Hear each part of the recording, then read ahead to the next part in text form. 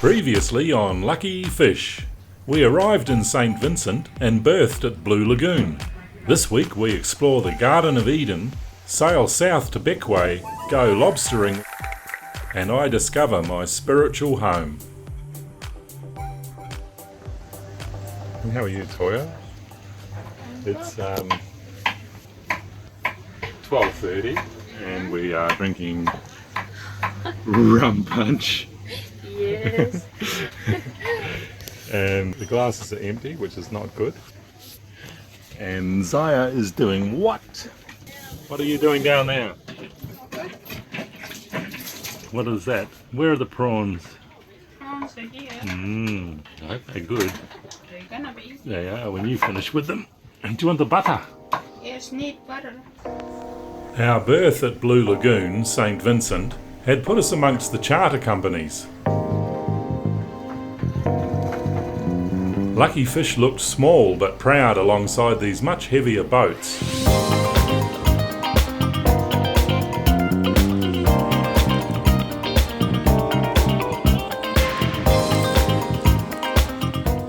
Little did we know that one of these neighbours would bring us a big stroke of luck in the weeks ahead. We hired a driver to show us some of the island. He took us to the highlight, Montreal Gardens, up in the mountains. Or go into Kingston first. Which one you prefer? I think shopping first, okay. Yeah, okay. We're going to Kingston first. And then maybe come this way, yeah? Yeah, we come back and go up here. The gardens Sound beautiful. Yeah, also it's owned by an Englishman. His name is Tim. Ah. Yeah, well he says he's from Wales, Welshman. Yeah. But most people say it's like the Garden of Eden, very pretty.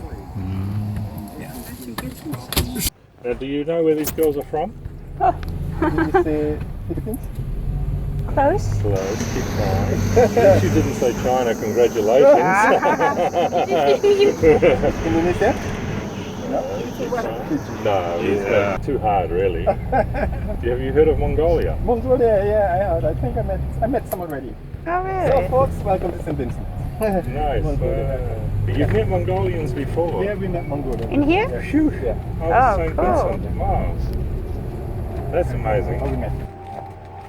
On the way, we called into the capital, Kingstown, bought some snorkeling gear, and sampled the island's staple, curried chicken roti.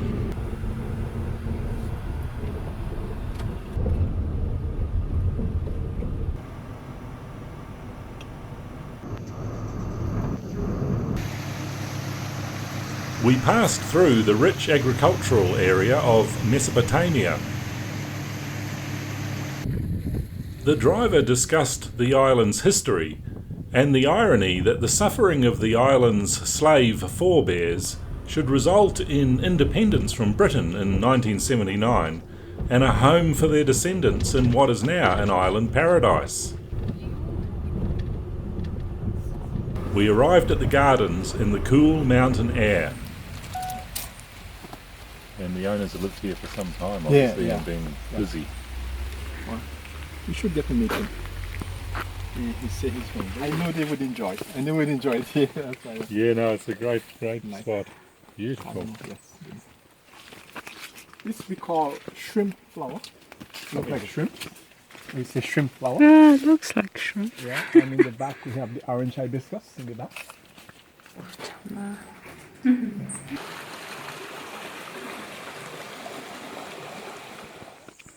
Although we didn't meet the owner, we learned that if you are going to see one garden on St. Vincent, this is the one to see. A staggering amount of work has gone into developing this beautiful estate.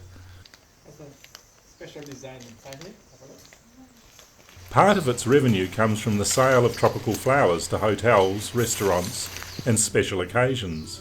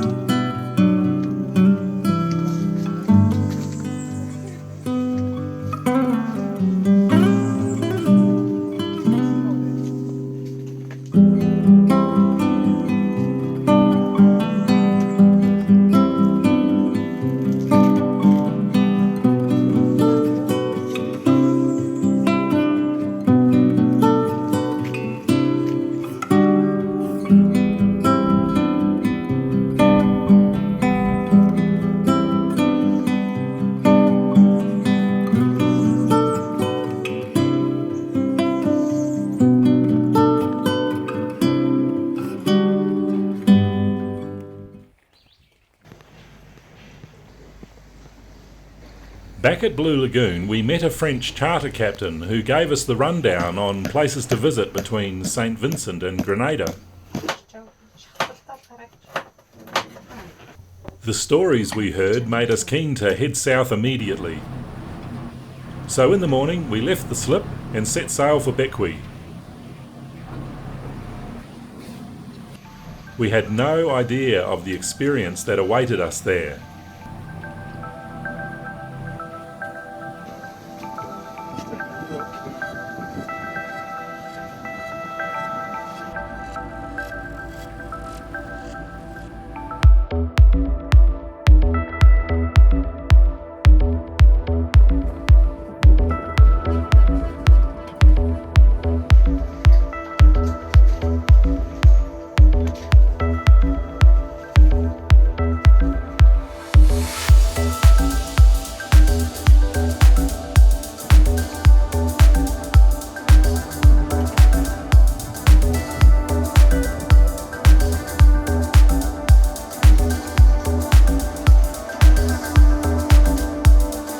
The passage was just 10 miles, but we managed to stretch it out over 3 or 4 hours. It was slow, uneventful, and immensely pleasurable.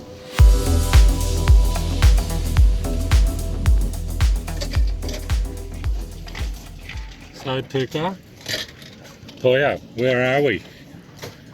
Toya, where are we? Hana, bid Ersenban. Bid Han Ersenban way. Bequia. Hey, cool. We had moored off St. Helena, anchored in the swells off Ascension, moored off Barbados and berthed in St. Vincent, but it wasn't until we dropped our hook in Admiralty Bay, Bequia, that we finally realised our dreams. What have you been up to? Someone drop the camera and get me something. Bequia is a sailor's mecca, heaven, paradise. Ask any sailor fortunate enough to visit. Bequia had extinguished the desire to move on, and we would stay here a month. How can words possibly describe the feeling of being on anchor in Admiralty Bay? It's like living in a surrealist painting. The colours are intense, the air and water crystal clear. The surroundings welcoming with a boardwalk and dinghy jetties, making transition from ship to shore effortless. And the neighbours? Well, the neighbours are sailboats of every creed and colour, capped off by beautiful wooden schooners built locally and still operating today.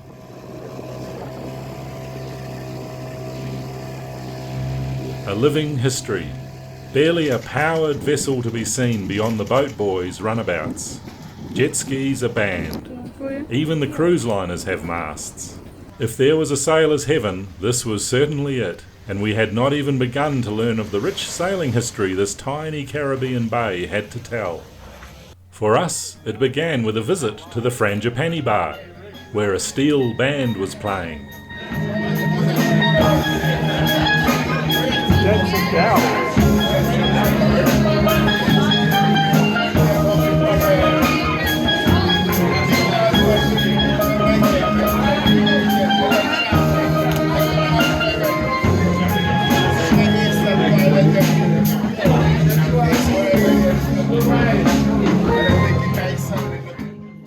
We learned the bar was built on hallowed ground where Bob Dylan had his beautiful 68-foot schooner, the Water Pearl, built. We learned that the pirate Blackbeard would hide in this bay when he was out of favour with the British Admiralty. And later we met local musician and singer Socony, who had a remarkable personal account of sailing with one of the most well-known sailors and storytellers of all time, Tristan Jones. Not a joke. Please record. This guy is one of the most famous sailors, seriously. I was a bartender in 1973 in St. Vincent at a place called Bertie's Palm Garden. Yeah. It was a Chinese restaurant. Have you been to St. Vincent? Yeah, we have, yeah. The guy came into I was a bartender. He came in. This is not a joke, I'm talking about Tristan Jones here. Of course. I am at the bar. Yeah. He came into the bar to have a drink. No joking, really? That's not like He- Tristan. Sounds like a sailor. It's serious. Sits at the bar, orders a drink, offered me a drink, asked me for a piece of paper and a pen. It's not a joke. He wrote down on the piece of paper in Spanish, Dios, D-I-O-S, Dios, ayúdame a aprender mis negocios. I asked him what it means. He wrote, like Bart Simpson. He drew a picture of kind of like Bart Simpson, cartoon, Cartoon, whatever. Right. You know what it means? Not a clue. Lord, please help me to keep my nose out of other people's business. And I've never met the guy before. I'm asking him what. What are you writing this for? That's And classic. he stick it up on the side of the bar, and it stayed there. He had 3 books. Let's see how good you are. You said you know Yeah. Tristan Jones. Well, outwardly, Cedar, Barbara. Oh, you know about Barbara?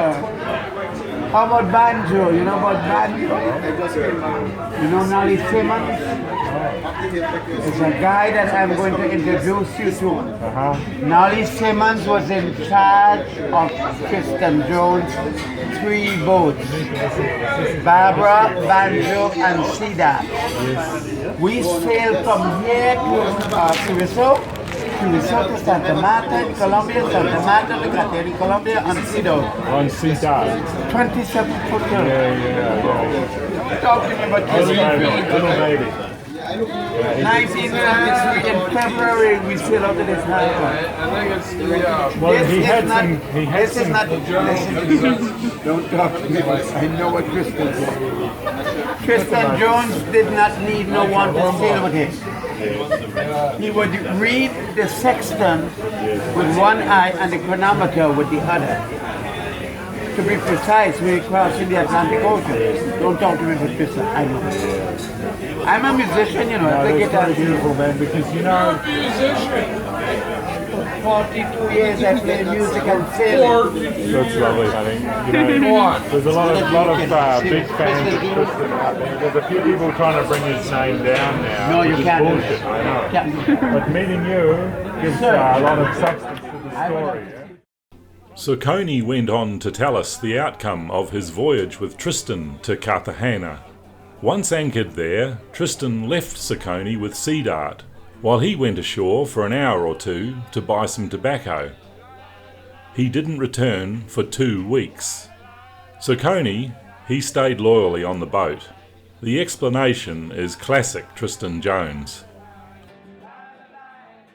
On Tristan's return, he told Socony the reason for his delay was because he had been arrested and imprisoned in Colombia until his final release.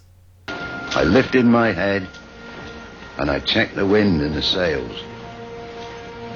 And in that bygone moment we had been one entity. The wind, the sea, the ship, and me.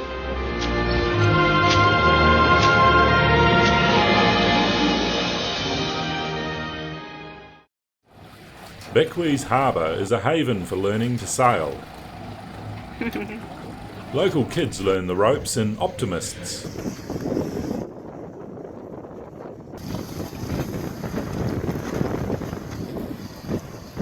And anything with a sail on it. It was a good opportunity for the girls to learn handling our dinghy too.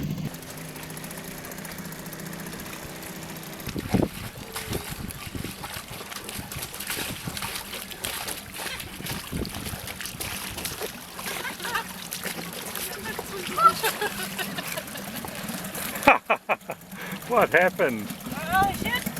While in Bequia, it occurred to me that not all of us are born where we belong. We may have to spend a lifetime looking for it. I had not been looking for my spiritual home, but I found it in Bequia. Everyone here was a sailor or a boat builder, a fisherman, a rasta, or depended on them for their livelihood.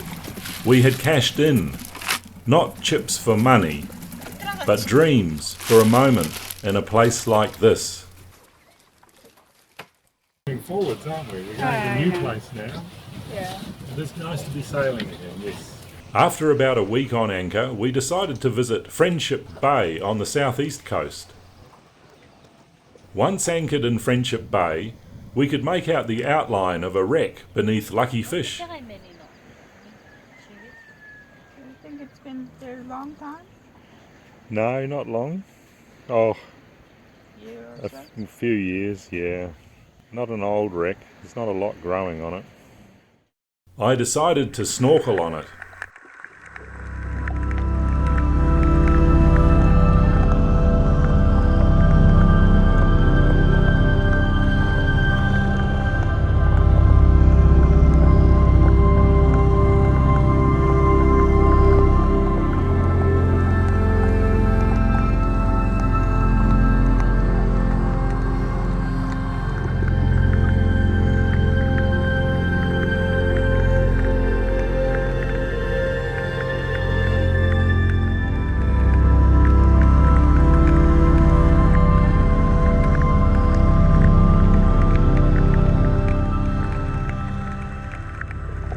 Try as we might, we could not catch one of these delicious creatures.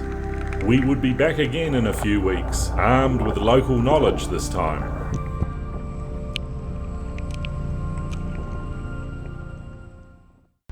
Well everyone, we hope you enjoyed this episode. Next week we have an exciting event planned. We're going to be coming to you live, mobile and direct from Ulaanbaatar, the capital city of Mongolia. Zaya version 2.0 and sister Eggie are going to be joining me as we take you on a tour around this exciting city. We're going to be visiting the places that we visit during our day-to-day lives. It should be an interesting take on a side of Mongolia that's not often shown. The event's scheduled for 9 p.m. Tuesday, the 22nd of August. That's Eastern Daylight Time, or New York time. To be sure you don't miss it, click the bell icon next to the subscribe button below. So, bring along your questions, be they about Mongolia, sailing, lucky fish, whatever's on your mind, and we hope to see you here. We'd like to give a special thank you to new patrons, Andrew, John and Fordyce. It's because of patrons like you that make our productions sustainable. So please, if you haven't already, consider becoming a patron for as little as $1 a video and become part of the Lucky Fish story. Feel free to question, comment and give us a like and sub below. Until next time, or Tuesday if you can make it, thank you for watching.